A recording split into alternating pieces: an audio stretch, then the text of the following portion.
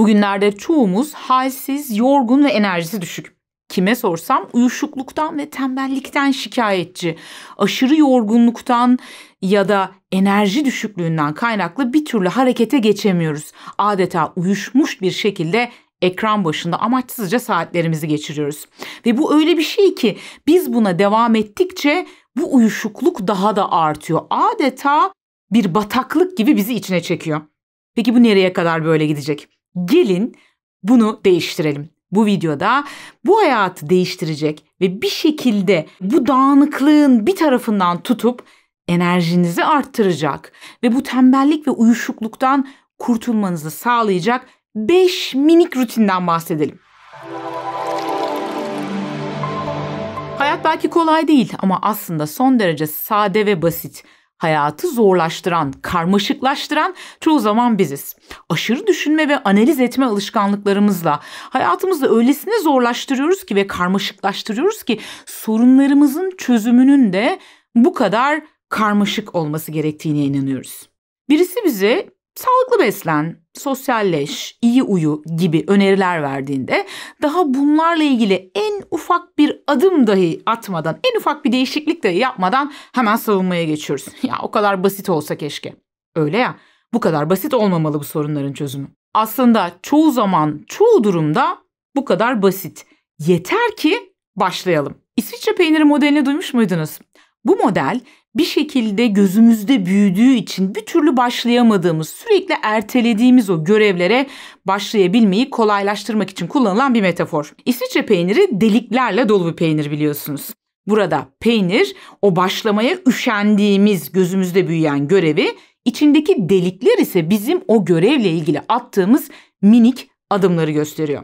Her gün büyük küçük demeden minicik de olsa hayatımızda yapacağımız minik değişikliklerle, minik alışkanlıklarla bir süre sonra o deliklerin sayısını arttıracağız ve bir süre sonra bakacağız ki ortada peynir kalmamış.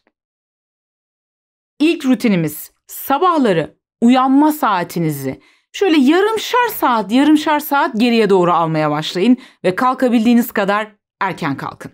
Pandemiyle birlikte evden çalışmaya geçtiğimiz için çoğu kişi gibi ben de geç yatmaya ve geç kalkmaya başlamıştım. Fakat bu enerjimi çok kötü yönde etkiledi ve bir süre sonra tekrar erken kalkmaya başladığımda gerçekten de günü çok daha verimli kullanmaya başladığımı ve kendimi daha iyi hissettiğimi fark ettim. Tabii iş sadece erken kalkmakla bitmiyor.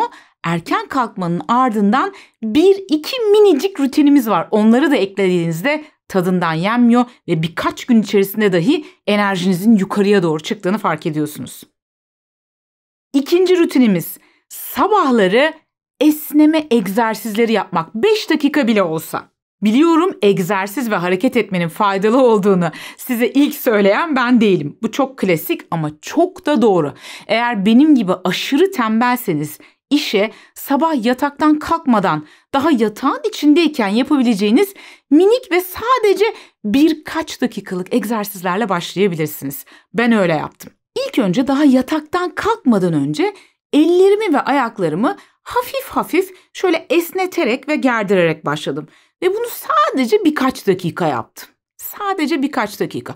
Bir hafta boyunca gerekirse böyle devam edin. Sadece 1-2 dakika vücuttaki bazı kaslarınızı esnetin, gerdirin.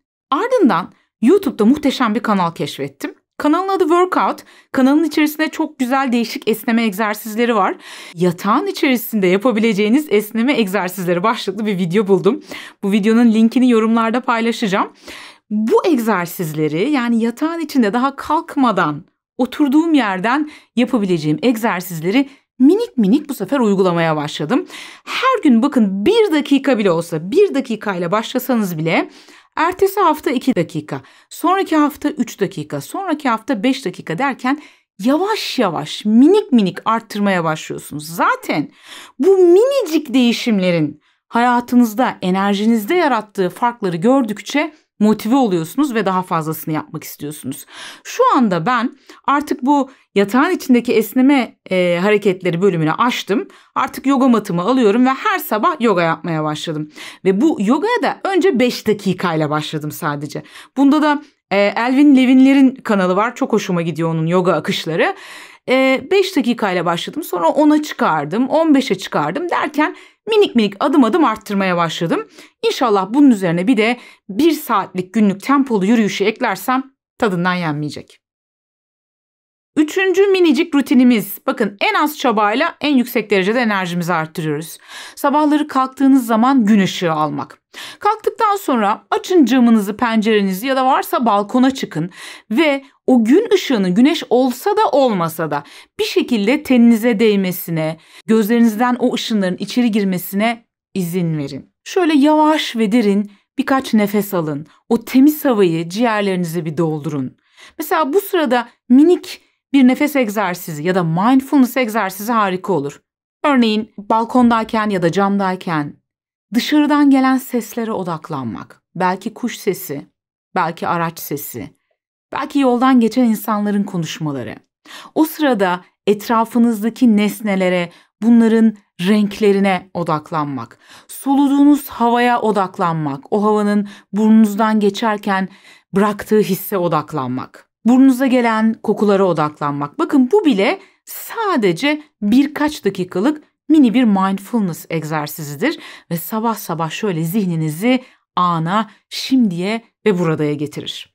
Bir de bunun üzerine sağlığa, hem ruhsal hem bedensel sağlığa çok çok faydalı olduğunu bildiğimiz minnettarlık hissini eklediğinizde harika olur. Örneğin nefes alırken bir taraftan da her şeye rağmen bu sabah sağlıklı bir şekilde kalkabilmiş olmanın minnettarlığı hissini eklediğimizde ve bunu günlük olarak düzenli şekilde yaptığımızda gerçekten de ruhsal ve bedensel enerjimizin arttığını göreceksiniz. Sabahın ilk saatlerinde gün ışığına maruz kalmanın uyku kalitenizi arttırmaktan nabzınızı düzenlemeye, hatta duygu durumunuzu düzenlemeye kadar sağlığınız üzerinde pek çok olumlu etkisi olduğuna dair bilimsel çalışmalar var.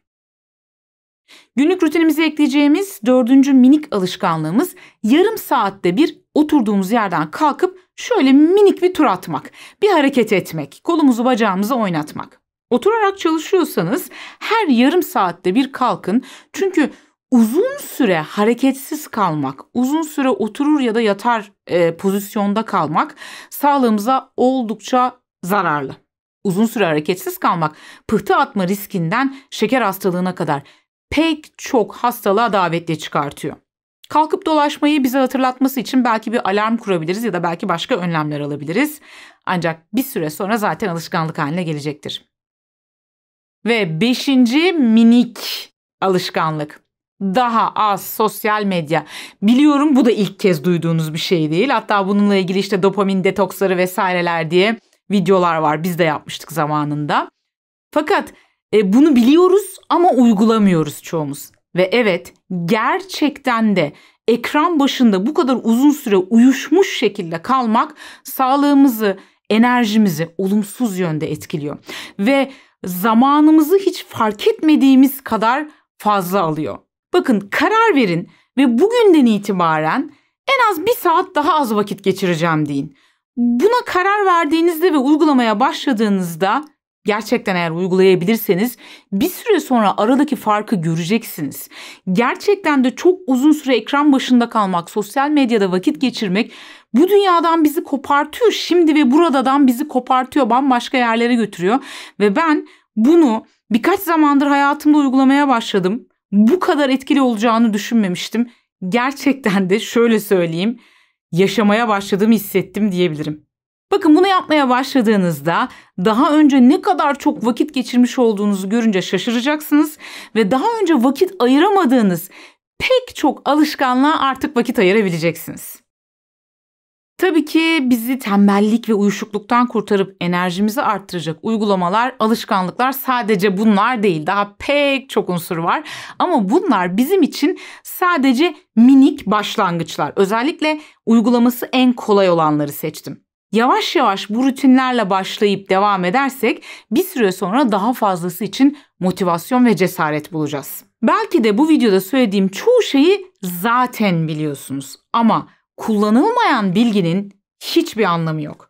Dolayısıyla önemli olan bunları uygulamaya geçirmek. Ve şimdi sıra bu bilgileri uygulamaya geçirmekte. Hadi